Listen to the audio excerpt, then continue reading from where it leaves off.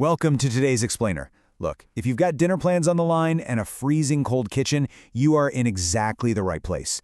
Today, we are breaking down a hyper-practical, absolutely zero-fluff repair guide, specifically for San Diego homeowners dealing with a broken Whirlpool oven. So, let's just dive right in. It's the ultimate household nightmare, right? Why won't your oven heat? Well, we're going to completely bypass all that heavy technician jargon today. Instead, we're giving you a direct translation from the exact symptoms you were staring at right now directly to the broken parts inside your unit. Here is a wild fact. The vast majority of Whirlpool oven problems trace back to just one of four main parts. We call them the Big Four. And just to give you a realistic financial baseline based right here in San Diego, a gas igniter will typically run you about $150 to $300 to replace. Got an electric bake element? That's about $180 to $350. The temperature sensor usually falls between $200 and $450. And finally, the control board, which is definitely your priciest fix, typically sits somewhere between $300 and $700. All right, Section 1, Diagnosing by Symptom. We're going to look at the visual clues to broken parts. Let's put on our repair tech hats for a second and jump into the triage phase. We want to match what you're seeing to the failing component. So if your gas igniter glows orange but the burner never actually lights, that is a classic weak igniter.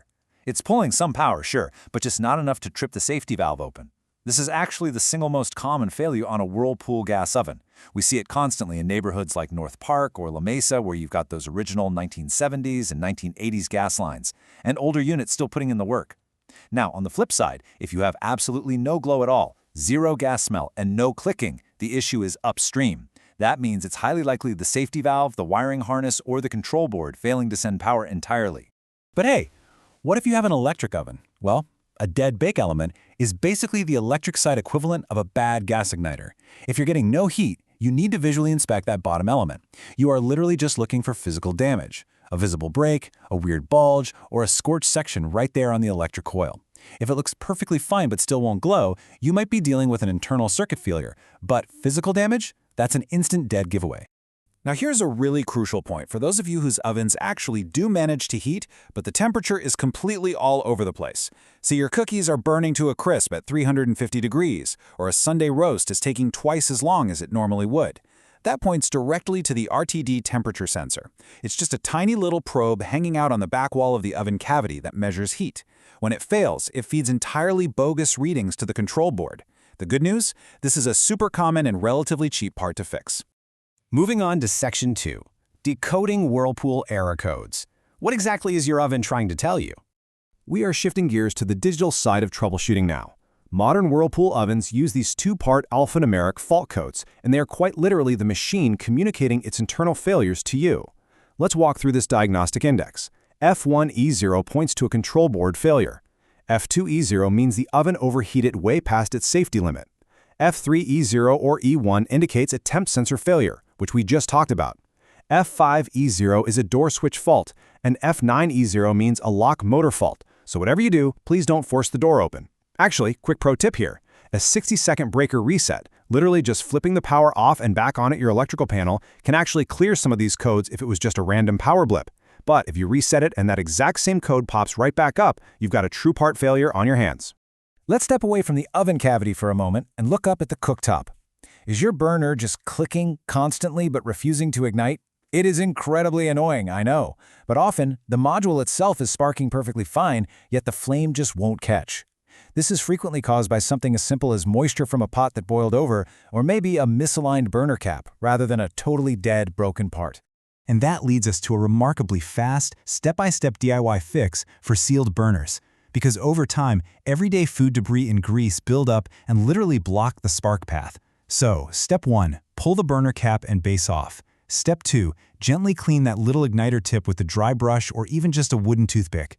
Step 3, reseat the cap so it is completely flat and centered. Honestly, you would be amazed by how often this 2-minute cleaning completely solves that dreaded clicking issue. Okay, Section 3, the self-clean danger. Why extreme heat causes new repairs. I need to pivot for a second to a really critical, urgent warning about a feature we all love, but one that frequently turns perfectly good appliances into totally unnecessary repair bills. I really want to emphasize this quote. If your Whirlpool range is more than 10 years old, skip self-clean and wipe the cavity by hand instead.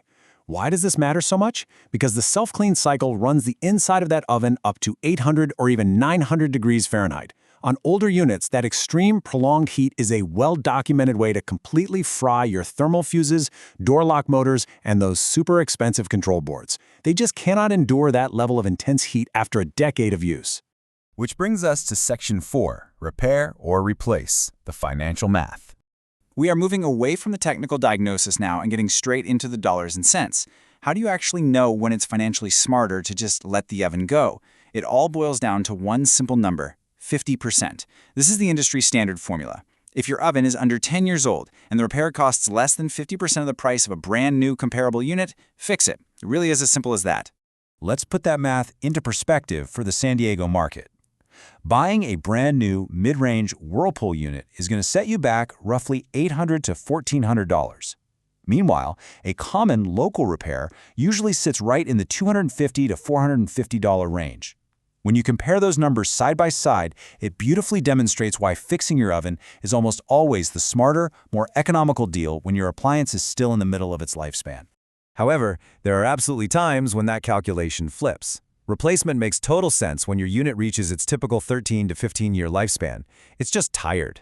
It also makes sense if that repair estimate starts creeping up toward the $500 or $600 mark, which usually happens if you have a major control board failure. And finally, if you've already shelled out for multiple repairs on this exact unit in just the past 2 years, replacing it becomes the far more logical, headache-free choice for the long term. So I want to leave you with this provocative final thought to mull over. Has your current oven truly reached its 15-year limit? Or is it just one quick $150 igniter replacement away from cooking perfectly for you tonight?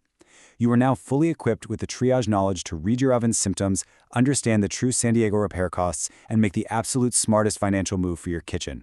Thanks for hanging out with me on this explainer, and here's hoping this helps you get back to cooking in no time.